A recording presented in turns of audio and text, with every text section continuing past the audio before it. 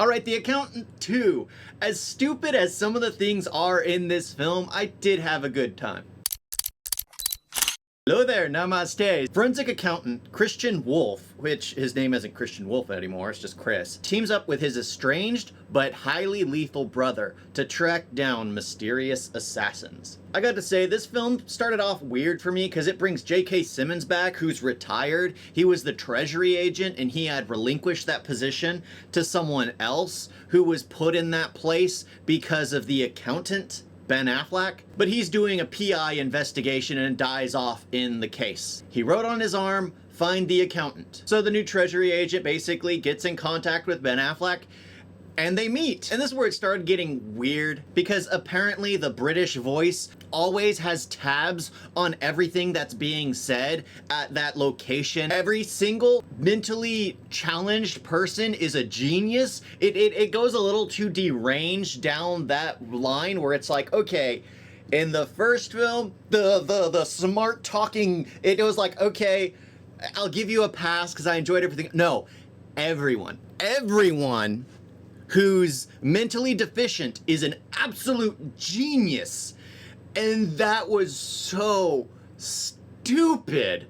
Absolutely stupid. I mean, you have retards literally playing a role in this retarded aspect in this movie. It makes sense that you have retards doing something which is just retarded to begin with because it's not possible. But other than that, you basically have the treasury agent constantly arguing with Ben Affleck. Oh, you don't do things this way. We don't do things this way. We don't do things this way. J.K. Simmons told her to get in contact with the accountant. She knows who the accountant is. She goes to the accountant and then is surprised as to what's going on. But this is the best part about the film. The introduction of Jon Bernthal's character, Braxton.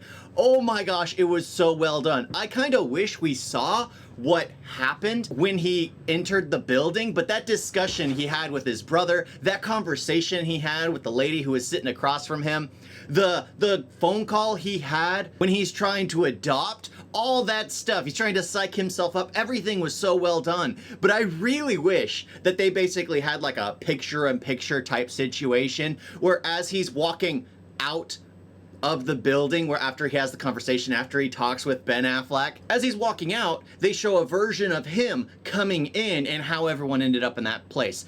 Because it's cool how you introduce him and how he's walking over everyone in there, but we only have the fear of the girl he's talking to. We don't see how it got there. Sure, we know how it got there, but we don't see how it got there. I just think it would have been cool where he walks out and then you literally have a scene where he comes in and is shooting everyone and everyone's bodies fall right where they're laying. But yeah, the thing that makes this film is Jon Bernthal and Ben Affleck. What's weird though is that this just reminds me of Rocky. If anyone's seen the Rocky films, each film he gets smarter, more intelligent. In this one, Ben Affleck actually gets better at dealing with people, except he's not better at dealing with his brother. It's very weird. I'm just like, okay, this isn't what you established originally, but okay, it's been 8 years since we were introduced to his character, and sure, when he was introduced in the first film, he wasn't the same person he was when he was a kid. Everything was too much, but I enjoyed the dynamic between Jon Bernthal and Ben Affleck. Their characters, it's primarily Jon Bernthal that carries the film. His dynamic with his brother just really carries everything. All the pieces of dialogue are just entertaining. The fact that he's a cat person, just the fact that he knows how to make fun of his brother, the fact that he basically has a conversation with himself in order to complete what his brother might be thinking. But that's the thing, I didn't care for the treasury agent because she's trying to woman-splain everything to them, but she ends up getting their informant killed due to her actions, and then she basically talks about how, oh, I found this person before you guys did. Well, technically they were the ones responsible for bringing the body in. You were the one who just, this isn't right, we need to go, even though she's the one that asked them for help, takes the person who was the informant to begin with, and guess what? The informant dies. The fact that she was taking credit, like, I hated that. Oh, I was the one that she located crap. Absolute crap. She took the informant that the brothers found, the brothers captured, and she stole him from them.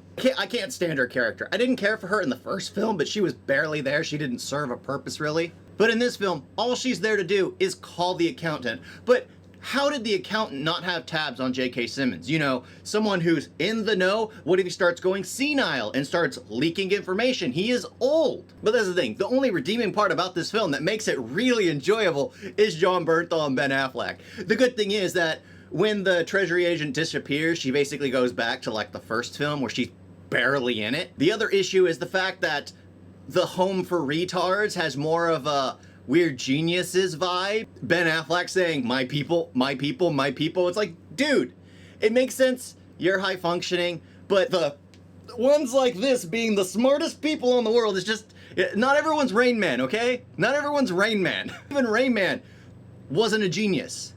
He just didn't go full retard. Everybody knows you never go full retard. I know I complained a bit about the two aspects I didn't like, but overall, it's primarily a buddy film, a brothers film. They basically get along, they're dealing with each other since childhood. Why are we alone? What's, like Braxton's trying to find out, am I the issue, or is it you? Is it the fact that you just can't handle people around you? Do you want me in your life? That kind of dynamic. And it was like, to me, I was like, oh, that hits close to home. I have 5 brothers? Yeah, now 5 brothers. And I just don't like keeping in contact. I don't like messaging, but I do like talking with them, but I'm just not the type to initiate something. I don't care for that. It just feels weird to me. I'm just like, I like to hear, but I'm just not the type. And it hit close to home because I'm like, I feel like that's how my brothers would speak to me. They would be Jon Bernthal and I'd be Ben Affleck. I'd be the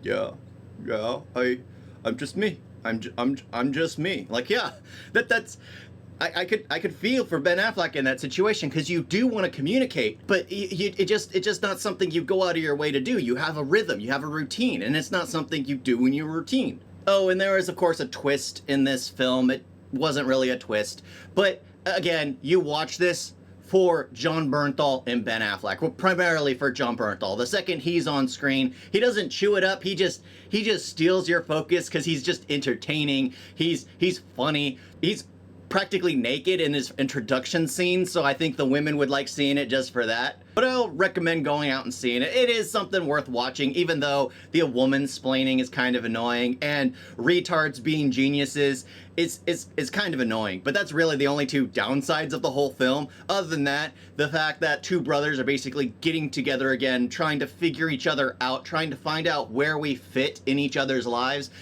that for me hits close to home, and that's why I absolutely like this film. Thank y'all for watching. Talk to you next time. Toodles. You guys got a video?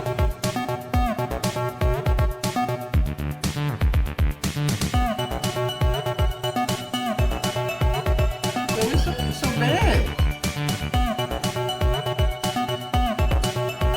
And don't forget to like and subscribe.